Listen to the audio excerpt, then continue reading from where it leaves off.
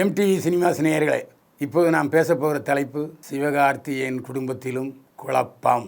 எப்போவுமே நமக்கு அவன் பொண்டாட்டி அங்கே போயிட்டாலாம், இவன் பொண்டாட்டி இவனோட போயிட்டாலாம் அப்படின்னு பேசுனா, அப்புறம் வேற என்ன சமாச்சாரம், என்னப்பா இது சொல்லுப்பா, எங்கே போனா, எவனோட ஒன்றா இப்படின்னு கேட்குறதுல நமக்கு ரொம்ப சந்தோஷம். ஏன்னா இன்னொருத்தன் நாசமாக போனான்னா அதை கேட்குறல, ஆஹா அவன் நாசமாக போயிட்டானா, விளங்காமல் போயிட்டானா, தொழிலில் நஷ்டமா, இதில் ஒரு சந்தோஷம். இதனால் இப்போ பார்த்தீங்கன்னா லியோ படம் வசூலில் தோல்வி அடைஞ்சிது. ஆனால் அதை பற்றி பெரும்பாலும் பேசலை. ஆனால் சகட்டு மேனிக்கு இன்றைக்கி எங்கே போனாலும், ஏன் சார் இமான் அப்படி செஞ்சிருப்பார், என்ன சார் இப்படி பண்ணிவிட்டார் இமான், சிவகார்த்தியும் அவ்வளோ மோசமா ஒருத்தன் கேட்குறான். இங்கே ஏன் சார் இவ்வளோ நாள் கழிச்சு ஏன் இமான் இப்படி பேசுகிறாரு, அவர் தான் ரெண்டாவது பொண்டாட்டி கல்யாணம் பண்ணிட்டார்ல, ரெண்டாவது பொண்டாட்டிக்கும் குழந்தை இருக்குல்ல, ஏன் இப்படி பேசுகிறாரு இப்படின்னு ஒருத்தன் பேசுகிறான். ஆக இமானுக்கு ஆதரவாக கொஞ்சம் பேர் பேசிக்கிட்டு இருக்காங்க, சிவகார்த்திகேயன் ரசிகர்கள் அவருக்கு ஆதரவாக பேசிக்கிட்டு இருக்காங்க. ஆனால் நாம் என்ன பண்ணுவோம், நடுநிலையாளர் பத்திரிகையாளர், அதனால் நம்ம நடந்ததைத்தான் சொல்லுவோம். யார் பேரை தப்பு சொன்னாலும் அதில் ஒரு நியாயமான காரணங்கள் இருக்கும். ஆரம்பத்தில் டி இமான் சிவகார்த்திகேயன் என் குடும்பத்தில் நண்பராக பழகினார், ரொம்ப துரோகம் பண்ணிட்டார், அந்த துரோகத்தை மன்னிக்கவே முடியாது, ஏன்டா இப்படி துரோகம் பண்ணுன்னு கேட்டேன். அந்த கேட்டதுக்கு அவன் சொன்ன பதில் இருக்குதே, என்னை தூக்கி வாரி போட்டுச்சிங்க. அந்த பதில் நான் இப்போ சொன்னேன்னா என் பொம்பளை பிள்ளைகள் எதிர்காலம் பாழாயிரும் அப்படின்னு சொல்லி அவர் வருத்தப்படுறாரு.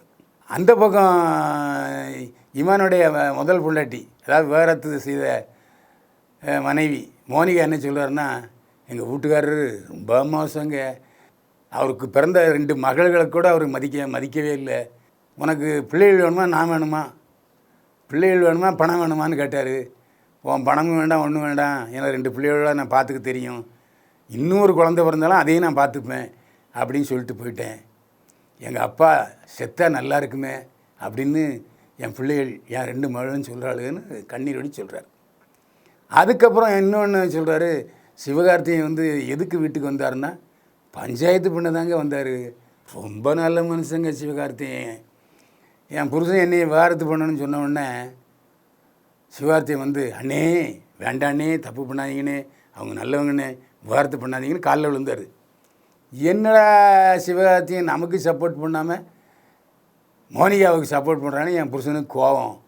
அதனால் அவர் இமான் மேலே இப்படி சொல்கிறாரு அப்படின்னு சொல்லிட்டு மோனிகா. இதை கேட்டுக்கிட்டு இருந்த திரையுலக பிரபலம் தயாரிப்பாளர் நடிகை குட்டி பத்மினி என்ன சொன்னாங்கன்னா, மோனிகா ரொம்ப மோசமானவ, மோனிகாவை பற்றி டி இமானுடைய அப்பா ரிச்சர்டு என்கிட்ட கதையாக சொல்லுவார், மோனிகாவுக்கும் டி இமானுடைய அப்பாவுக்குமே பிடிக்கலை, எப்போ பார்த்தாலும் சண்டை போட்டுக்கிட்டே இருக்குமா, இதனால் என்னடா என் பையனுக்கு இப்படி ஒரு கல்யாணத்தை பண்ணி வச்சிட்டோமேன்னு யோசனை பண்ணிட்டே இருந்தார். கடைசியில் வேறு வழி இல்லாமல் தான் இமான் விவாகரத்து பண்ணான். அது வரைக்கும் அவன் நடபணமாக தான் இருந்தான், எதுலேயுமே அவனுக்கு கான்சென்ட்ரேட் இல்லை, ரொம்ப மோசமான நிலைக்கு போயிட்டான். அதுக்கப்புறம் தான் நான் விவாகரத்து சம்மதித்தேன். ஆனாலும் ரிச்சர்டு அப்பா விவாகரத்துக்கு சம்மதித்து மோனிகாவை விவாகரத்து பண்ணிட்டார் இமான். ஆனால் அதே சமயத்தில் மோனிகா சொல்கிறது பொய் சொல்கிறாரு குட்டி பத்மினி. ஜீவனாம்சம்லாம் கொடுத்துட்டு தான் இருக்கார், ஒவ்வொரு மாதமும் ஜீவனாம்சம் வாங்கிட்டு தான் மோனிகா இந்த மாதிரி பொய் சொல்லுது. அவங்க அப்பாவை பிடிக்காமல் செய்யறது மோனிகா தான், உங்கள் அப்பா அயோக்கியம் மோசமானவன் அப்படி இப்படின்னு சொல்லி மெஸ்மரைஸ் பண்ணி அந்த 2 மகள்களும் இமானை திரும்பி பார்க்க முடியாத அளவுக்கு செஞ்சிருச்சு மோனிகா. அது ரொம்ப பொய்யுங்க.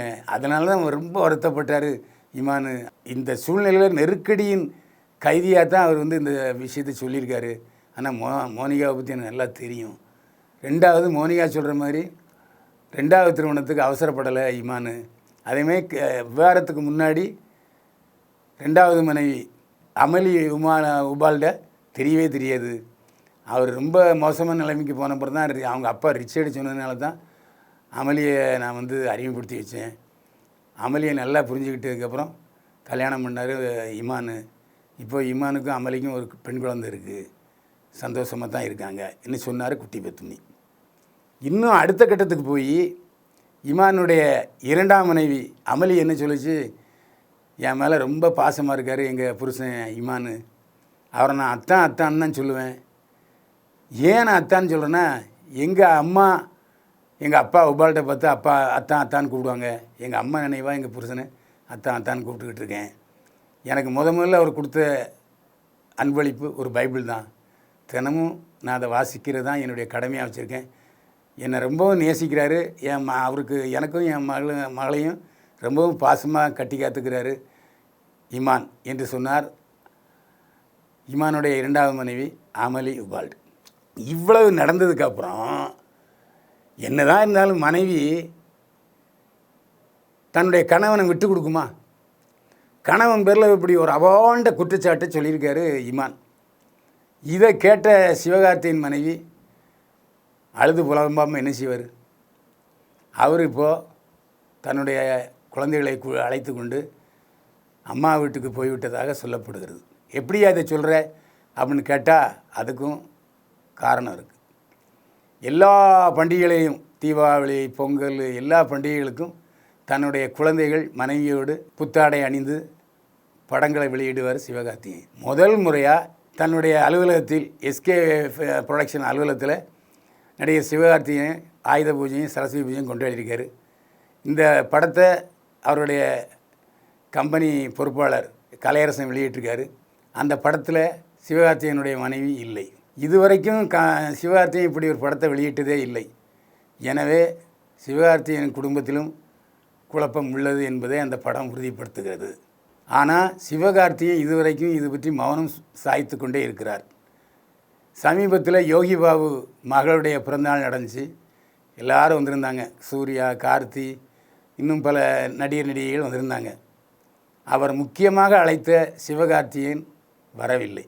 இதனால் யோகி பாபுவுக்கு சிவகார்த்திகேயன் மீது வருத்தம். சிவகார்த்திகேயன் ஏன் வரல தெரியுமா? அங்கே சில மீடியாக்காரர்கள் வந்திருந்தார்கள். வந்திருந்தால் கண்டிப்பாக சிவகார்த்திகேயனை இமான் பிரச்சனை பற்றி கேட்டிருப்பாங்க. அவர் பதில் சொல்ல வேண்டிய நிர்கதிக்கு ஆளாயிருப்பார். அந்த விழாவை தவிர்த்தது நோக்கம் மீடியாக்காரங்க கேள்வி கேட்டு பதில் சொல்ல முடியாத சூழ்நிலையில் சிவகார்த்திகேயன் இருக்கிறாரு என்பது தான். சரி, எத்தனை நாளைக்கு பத்திரிகைக்காரங்களை ஒழிச்சு அலைய முடியும்?